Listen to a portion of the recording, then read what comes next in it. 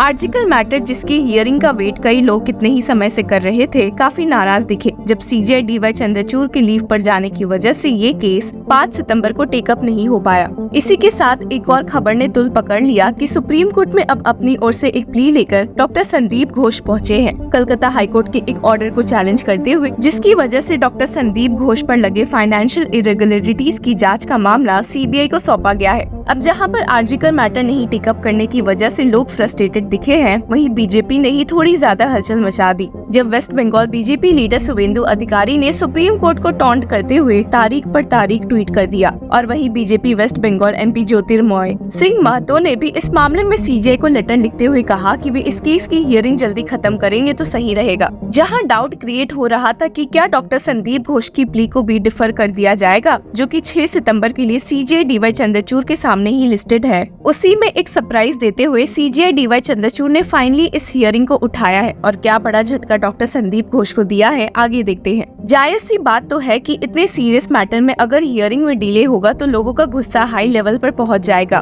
पर आपको बता दें कि सीजीआई डीवाई चंद्रचूड़ अनवेल होने की वजह से लीव पर थे और ये भी पता चला है कि उन्हें कोविड हो गया था। हेल्थ ठीक होने के बाद उन्होंने सुप्रीम कोर्ट को वर्चुअली ज्वाइन किया था और सबसे पहले इस मामले को उठाया। डॉक्टर संदीप घोष की ओर से मौजूद होते हुए सीनियर एडवोकेट मीनाक्षी अरोरा ने कहा है कि जब ये मामला financial issues in the college को लेकर है तो भला कलकत्ता हाईकोर्ट ने इसे रेप केस से जोड़ने की कोशिश कैसे की है, and stated there is an investigation going on regarding some financial irregularities but to link me to the nexus of the rape and murder is not right. हालांकि इस पॉइंट पर सीजीआई डीवाई चंद्रचूड़ काफी शॉक दिखे और सवाल कर दिया कि as an accused you do not have the standing to intervene in the public interest litigation specially when the high court is overseeing the investigation. लेकिन इस बात का पलट जवाब देते हुए सीनियर एडवोकेट मीनाक्षी ने वापस से कहा कि the high court has used the term nexus which is not right my lord, linking me to rape and murder is unjustified to me. पर सीजीआई डीवाई चंद्रचूड़ अब बहुत भड़क चुके थे और कहा कि the issue of biomedical waste is a trigger to the whole thing, let's not stultify the investigation, us being the highest court will also ensure there is fair investigation. लेकिन फिर भी सीनियर एडवोकेट अरोरा ने वापस से दोहराया कि Calcutta high court के इस ऑब्जर्वेशन से डॉक्टर संदीप घोष को इन्वेस्टिगेशन में बहुत ही मुश्किलें झेलनी पड़ रही है।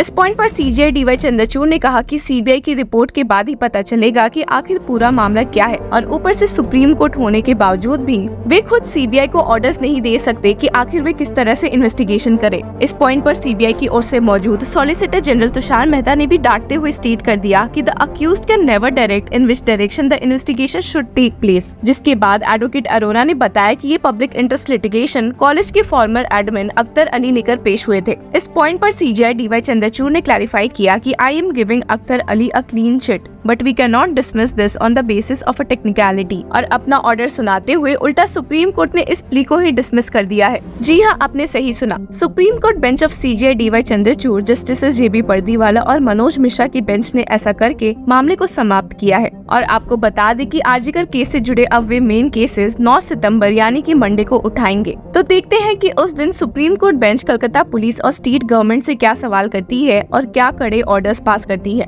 अब हमने सीबीआई की कई रिपोर्ट से देखा है कि उनकी कस्टडी में रहने के बाद से डॉक्टर संदीप घोष की मुसीबतें बढ़ गई है, क्योंकि कोई ना कोई न्यू सबूत उनके खिलाफ दिख रहा है। जहां वे फाइनेंशियल इरेगुलरिटीज केस में फंसे हुए हैं, वहीं अभी हाल में ये बात भी पता चली कि विक्टिम डॉक्टर के डेथ के अगले दिन ही उन्होंने कॉलेज में रेनोवेशन का काम शुरू करवाने के ऑर्डर्स दिए थे। इस मामले में उनके द्वारा लिखे गए एक लेटर में स्टेटेड था कि I would like to inform you that there are deficiency of on duty doctors rooms and separate attached toilets in various departments of RG Kar hospital. You are hereby requested to do the needful immediately as per demand of residence doctor of RG Kar hospital. और हमने अब तक कई hearing में इस बात को भी उठते हुए देखा है कि भला कैसे हॉस्पिटल ने इस भयानक काम के तुरंत बाद ही रेनोवेशन का काम लगा दिया था। ये सवाल कलकत्ता हाईकोर्ट में चीफ जस्टिस टी एस शिवगनम ने भी उठाया था और फटकारते हुए कहा था कि is it so important to provide a rest room within 12 hours to meet urgency? You go to any district court complex, see if ladies have any restrooms. I say this with responsibility. What has the PWD done? See the condition of the restrooms in the court complexes. पर खुद को defend करते हुए government council ने कहा भी था कि इस रेनोवेशन से क्राइम सीन का कोई एविडेंस डिस्ट्रॉय नहीं हुआ है, and had stated all these allegations that the place of occurrence occurrence of the crime has been demolished, destroyed, nothing is correct. The demolition work that happened was not near the place of occurrence. अब जहाँ ये बात सामने आई है, वहीं एक shocking turn off event में CBI के एक ऑफिशियल ने ये बात बताई है कि 2 vendors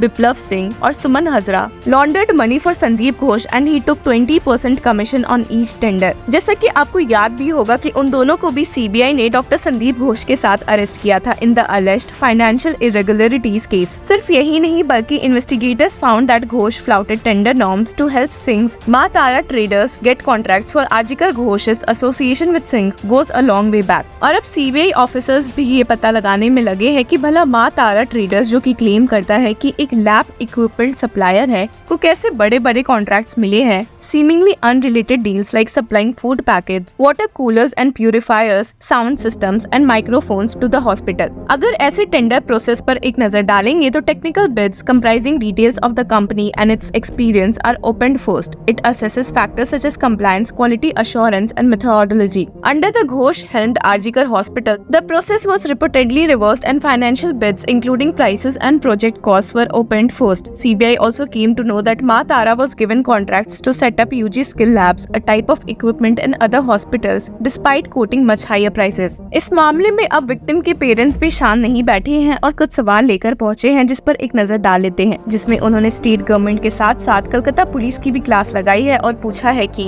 the police from the very beginning tried to hush up the case. We had to wait for 3.5 hours to see our daughter's face. Her mother fell on their feet to let us see her. Why was autopsy delayed? Why did police file an unnatural death case? I filed the complaint at Tala police station around 7 PM. Why then was FIR registered at 11:45? यही सवाल CGI DY Chandrachud ने भी senior advocate Kapil Sibal से last hearing के दौरान पूछा था, जो कि वेस्ट बंगाल स्टेट गवर्नमेंट को रिप्रेजेंट कर रहे थे, and added, what is the reason the FIR is lodged almost 14 hours after the discovery of the body? सिर्फ यही नहीं बल्कि विक्टिम के फादर ने कहा भी है कि उन पर कलकत्ता पुलिस ने बहुत दबाव बनाया था, जिसमें उन्होंने ऐड किया कि वे बॉडी को प्रिजर्व करना चाहते थे, पर उनके घर 300 पुलिस ऑफिसर्स पहुंच गए थे, जिन्होंने इतना तनाव वाला माहौल बना दिया कि उन्हें बॉडी को जलाने की ही जरूरत पड़ी। और तो और ये भी क्लेम किया है कि एक सीनियर ऑफिशियल ने उन्हें ब्राइब देने की भी कोशिश की थी, जिससे उन्होंने साफ इनकार कर दिया। आपको लगेगा कि मामला यहाँ खत्म होता है, पर फादर के हिसाब से पुलिस ने उनसे सिग्नेचर्स लेने की भी कोशिश की थी, जिससे भी उन्होंने डिसएग्री कर दिया था। तो इन्हीं सारी न्यूज के साथ अब देखते हैं कि आखिर मंडे 9 सितंबर को सीजीआई डीवाई चंद्रचूड़ इस मामले में क्या ऑर्डर्स पास कर सकते हैं और क्या न्यू एविडेंसेस हमारे सामने आ सकते हैं। Till then keep following Law चक्रा।